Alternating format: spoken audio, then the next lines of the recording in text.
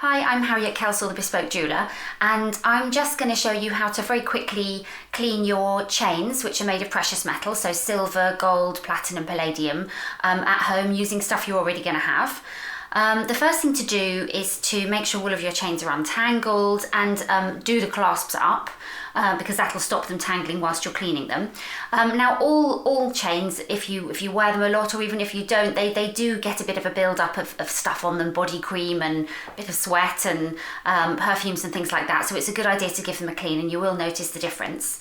So it's very easy. If one of them's got really dirty, this one's actually a bit mucky, then I would actually drop it in a bowl of warm water and put some detergent. I'm just using fairy liquid, any washing up liquid in there, and just leave it there to soak for, I don't know, half an hour or something while you're working. If it's silver, I wouldn't leave it too long in the water, maybe only 10 minutes, just because it can tarnish a bit if you leave it in the water for too long.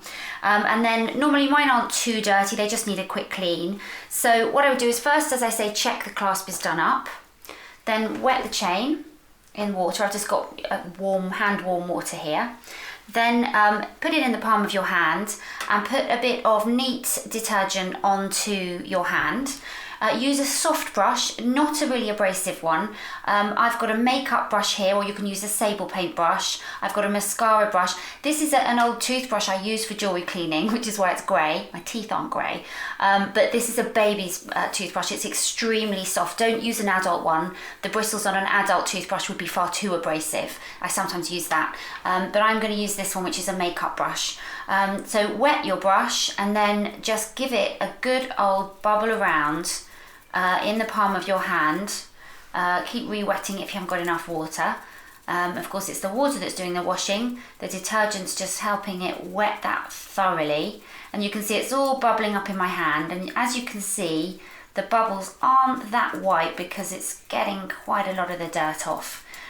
So you just bubble it around in there for a little while until you think you've done enough. You can go on for as long as you like. Now, I'm not being too rough, I'm just gently moving it around with a brush. And then when you think that's probably okay, you can just drop it into the water, move it around a bit just to make sure we've rinsed all of the detergent off. Just going to wipe my hand as well. And then pull that out and just dry it in a soft tissue. You can use a piece of kitchen roll, or I'm using a facial tissue here. Don't rub it about because that can, be a bit abrasive on the metal. Just dab it so that it's nice and clean. So that's got most of the dirt off. To make sure it's dry, I'm just going to take the chain and run it through the tissue like this in one place to make sure that I'm really drying all of that chain all the way along. And then the next part is to use a jewellery polishing cloth. Now I'm using one of ours that we give our customers when we give them our jewellery, but you can buy these from Lakeland. You can buy bigger ones, you can buy silver specific cleaning ones if you've got a lot of silver jewellery, or you can buy this one's just sort of a general cloth impregnated with polish for any metals. And what you do, the technique is really simple. It's a bit like what I showed you with the tissue just then. You get the chain, you pinch it in between there, don't hold it too hard or you might break the chain, and you just run that chain through that cloth, being careful at the clasp to loosen your grip a bit, just so that the polish that's impregnated in the cloth goes all the way along the chain, and that's just going to make it nice and clean. Now if I open up the cloth, you can see here that the polish has been used in these places, so that's where that polish has really come onto the chain and made it look a lot better. Now with silver, it's exactly the same. I'm just going to do the same technique again. So I'm going to wet the chain, put it in the palm of my hand. It's a bigger chain, so I'm going to use more washing up liquid. It's a bigger chain, so I'm going to use this toothbrush this time. Again, it's a very soft toothbrush. Don't use an adult one. I'm going to just move it around there and make sure that I'm getting all of the dirt out between the links of this chain. Now this is a solid silver chain. As I said before, it's very important to make sure that your chain is solid and not plated before you do this, because you don't want to be rubbing the plating off by using these detergents. Then I'm just going to dip that into the water to rinse all the detergent off. And then I'm going to use my tissue to dry the chain, blot it dry. I'm going to run that through the tissue just like I did before. And then I'm going to use the cloth. Now with this cloth, you'll notice that this chain is a little bit tarnished.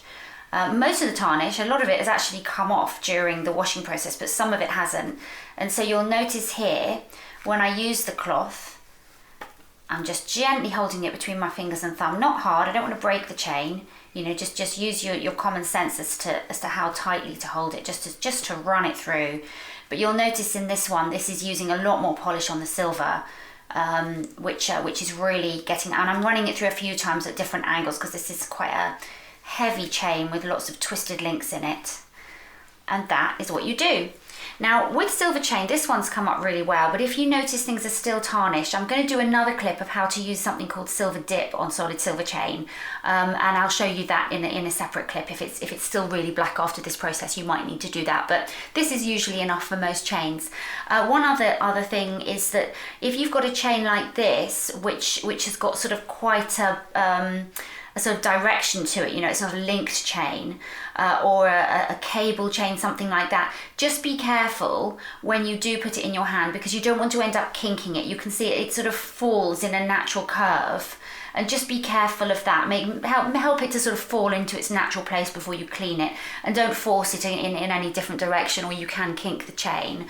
Similarly, when you're drying it through the cloth like I've just showed you, just be aware that, you know, it has a direction, it has a sort of a way it likes to fall, and if you bend it against that, you can kink the chain, and that will damage it.